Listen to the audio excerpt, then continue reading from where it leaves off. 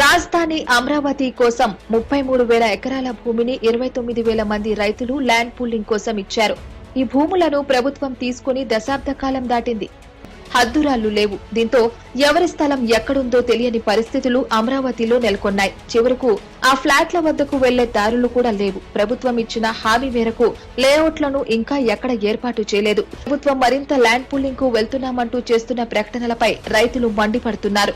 ముందు ఇచ్చిన మాట ప్రకారం రాజధాని నిర్మాణాన్ని పూర్తి చేసి ఆ తర్వాత విస్తరణకు వెళ్లాలని డిమాండ్ చేస్తున్నారు. ఫ్లాట్లు ఎక్కడుండే కూడా కనీసంగా రాళ్ళు కూడా లేవండి. అమరావతికి రావాలంటేనే ఇంతవరకు రోడ్డు లేదండి. సరైన రోడ్డు మార్గం లేదు.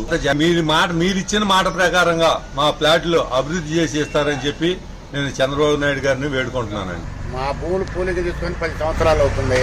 మరి మా లేఅవుట్లకి ఏవి చేయలేదు. మీరు గమనించే చంద్రబాబు నాయుడు గారు 33,000 ఎకరాలకి మాకు ఇచ్చిన లేఅవుట్లకి డెవలప్మెంట్ లేదు ఈ రోజు వరకు. మరి ఇప్పుడు ఏదో మళ్ళీ అదేని ఇదేని మా ప్రగల్భాలు పలుకుతున్నారు. ఇప్పుడుపై నానా అప్పులు పాలయ్యి మాకు తిట్టడానికి తిండి కూడా లేదు. ఒక్కొక్కరికైతే మా భూముల ముంగల మా లేఅవుట్ల ముంగల మాకు డెవలప్ చేసి అప్పగిస్తారని మేము మరీ ఏడుకుంటూ చంద్రబాబు నాయుడు గారికి మనవి చేస్తున్నాం. చంద్రబాబు మాటలు నమ్మి రాజధానికి భూములు ఇచ్చామని రైతులు అంటున్నారు. అయితే భూములు ఇచ్చి ఏళ్లు గడుస్తున్నా నేటికి అక్కడ ఎలాంటి అభివృద్ధి లేదని వాపోతున్నారు. రైతుల భూములు అభివృద్ధి చేయకుండా కొత్తగా పూలింగ్ కు వెళ్లడం ఏంటని ప్రశ్నిస్తున్నారు. ఇంతవరకు సీడ్ యాక్సెస్ రోడ్ అనేది దరిజారలేదు. రాళ్లు అన్ని పోయినాయి. అక్కడ బౌండరీస్ లేవు. కనీసం ప్లాట్ లోకి వెళ్ళటానికి ఎక్కడికి దారి లేదు. ఈ రోజు వరకు కూడా సరైనటువంటి హైవేకి యాక్సెస్ ఇంతవరకు చేయలేదు.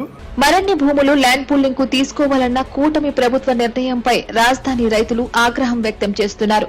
ప్రభుత్వం మారినా